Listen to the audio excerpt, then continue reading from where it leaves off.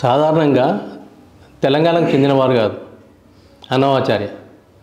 అన్నమాచార్య విగ్రహం ఇక్కడ ఏర్పాటు చేయాలంటే ఏమన్నా ప్రతికూల పరిస్థితులు వచ్చినాయా, లేదా అన్ని అనుకూల పరిస్థితుల వల్ల వచ్చినాయా ఏంటి? అంటే ఏదైనా విగ్రహాలు రాజకీయ నాయకులు ఇంకెవరియో అంటే వేస్తుంటారు, ప్రధానంగా చౌరస్తాలలో నెలకొల్పుతుంటారు. అన్నమాచార్యను పరిచయం లేదు ఇక్కడ, అప్పటికి పెద్దగా పరిచయం లేదు. ఎవరైనా గాయకులు ఉంటే గాయకులకు పరిచయం కావచ్చు, కానీ ఇతరులకు పరిచయం లేదు. ఎవరైనా పాటల పట్ల ఆసక్తియో సంకీర్తనల పట్ల ఆసక్తి ఉంటే వాళ్ళకు కొంత తెలియవచ్చు. ఇక్కడ అలాంటి ఏ పరిచయం లేని వ్యక్తిని విగ్రహం నెలకొల్పడానికి ఎదుర్కొన్న పరిస్థితులు ఏంటి? విగ్రహం నెలకొల్పడంలో నాకు ఎలాంటి ప్రతికూల పరిస్థితులు ఎదురవ్వలేదు. ఎందుకంటే అప్పటికి తెలంగాణ ఉద్యమం కానీ అవన్నీ ఉధృతంగా లేవు.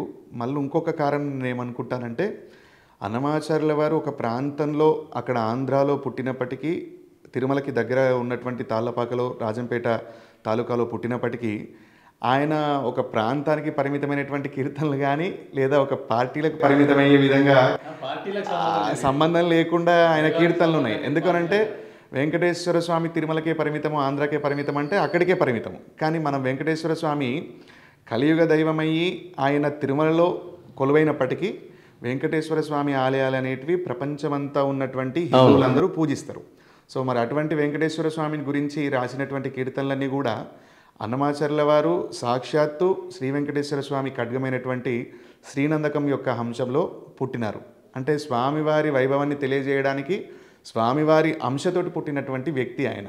సో ఆయన ఒక ప్రాంతానికి ఒక పార్టీలకు పరిమితమైనటువంటి వ్యక్తి కాదు. కాబట్టి విశ్వవ్యాప్తమైనటువంటి వెంకటేశ్వర స్వామికి సంబంధించినటువంటి వ్యక్తిగా, మహానుభావుడిగా మనం అన్నమాచార్యుల వారిని కొలుస్తూ ఉంటాము. సో అన్నమాచార్యుల వారి రాసినటువంటి కీర్తనలు వెంకటేశ్వర స్వామి పైన ఉన్నాయి. అవి ప్రపంచవ్యాప్తంగా వెంకటేశ్వర ఆలయాలు ఎక్కడ ఉంటే అక్కడ అన్నమాచార్యుల వారి కీర్తనలు వినిపిస్తూ ఉంటాయి మనకి. ఈ విగ్రహం ఏర్పాటు తర్వాతనే మీరు పిల్లలకు ఇతరులకు శిక్షణ ఇవ్వాలనే ఆలోచన వచ్చిందా, లేదా అంతకుముందు ఏమైనా అనుభవం ఉందా? విగ్రహం ప్రయత్నాలు చేశారా? విగ్రహం పెట్టినప్పుడే మనం సంస్థను ప్రారంభించడం జరిగింది. సంస్థను ప్రారంభించినప్పుడు ఇంకా నేను మళ్ళీ అప్పుడు కూడా శోభరాజ్ గారి దగ్గరికి వెళ్తూ వస్తూ ఉంటాను. ఇప్పుడు కూడా వెళ్తూ వస్తూ ఉంటాను. అక్కడ కార్యక్రమాలు అయినప్పుడు కూడా మమ్మల్ని అప్పుడప్పుడు పిలుస్తూ ఉంటారు, వెళ్ళి పాడుతూ ఉంటాము.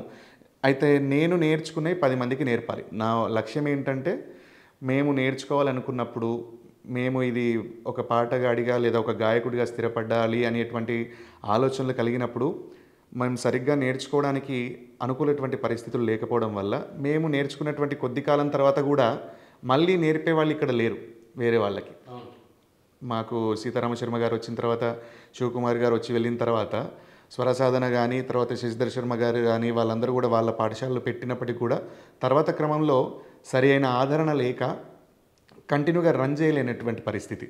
అటువంటి సందర్భంలో ఏది ఏమైనా నలుగురు నేర్చుకున్నా సరే, 40 మంది నేర్చుకున్నా సరే, 400 మంది నేర్చుకున్నా సరే, ఎవరికో ఒక్కరికైనా నేర్పేటువంటి ప్రయత్నం నేను చేస్తా అనేటువంటి. మొట్టమొదటి మీరు ఏర్పాటు చేసినప్పుడు ఎంతమంది వచ్చింది? నేను మొదలు ఏర్పాటు చేసినప్పుడు 5గురికే చెప్పిన క్లాసు. ఒక 5గురికే కీర్తనలు నేర్పించిన. ఆ 5గురితోటే ఫస్ట్ 2007లో అన్నమయ్య జయంతి. 5గురిలో ఒక్కరైనా ఇప్పటికీ ఆ సంకీర్తనలు పాడే దశలో ఉన్నారా?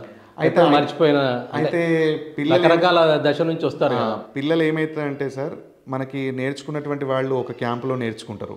తర్వాత కొంచెం ఉన్నత చదువులు రాగానే విద్యాభ్యాసం కోసమని అటు ఇటు వెళ్తుంటారు.